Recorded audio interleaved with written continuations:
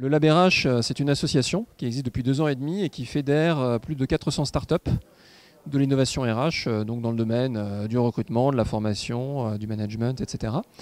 Et qui fédère également des grands groupes qui viennent nous voir pour accélérer leur transformation et trouver des solutions innovantes dans le domaine RH, puis également des écoles, des territoires. Quand on parle d'innovation RH, pour donner quelques exemples, par exemple dans le recrutement, c'est le fait d'arriver à se débarrasser du CV et avoir des recrutements qui sont beaucoup moins discriminants et centrés sur les qualités des gens. Donc par exemple, c'est le recrutement par la personnalité, par les compétences, c'est le recrutement par immersion, où on met en situation le candidat pour voir en fait quelle qualité il est capable de mobiliser à travers des jeux, même des jeux vidéo. C'est en fait dans la formation, la capacité à granulariser, à prendre des formations longues et en faire des toutes petites formations très facilement accessibles, ludiques, gamifiées, etc. C'est également faire évoluer le management, les modes de management, les rendre beaucoup plus collaboratifs. Faire évoluer également la mentalité des dirigeants et des décideurs. La mobilité interne, rendre les collaborateurs beaucoup plus maîtres de leur mobilité et de leur parcours, leur permettre de définir par eux-mêmes voilà, ce vers quoi ils ont envie d'aller, leurs compétences, etc. Voilà, c'est un peu tout ça que couvre l'innovation RH aujourd'hui.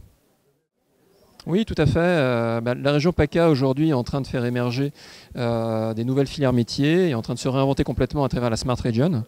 Et elle nous a missionné pour accélérer la création d'écosystèmes innovants entre les startups de l'innovation RH, les entreprises, et également faire en sorte d'apporter l'innovation RH aux entreprises, notamment aux petites entreprises du territoire qui sont difficiles à atteindre, de façon à ce qu'elles puissent bénéficier de la même chose que ce qu'ont aujourd'hui les grands groupes.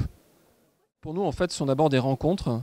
C'est aussi une vitrine pour rendre beaucoup plus visibles nos innovations et ce que font les startups. Là, il va y avoir tout à l'heure un atelier où 5 startups vont présenter leurs solutions autour du bien-être.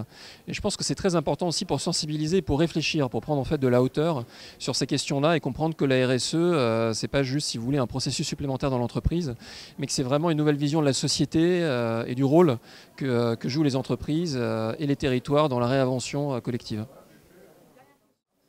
En fait, si vous voulez, aujourd'hui, on vit un moment de grande mutation et toutes les transformations, c'est mené par des êtres humains. Enfin, les dirigeants sont des êtres humains, les managers sont des êtres humains.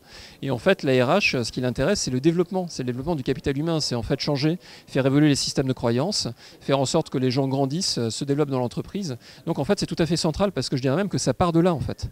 La gestion des ressources humaines, c'est un peu ce qui va déclencher tout le reste des transformations.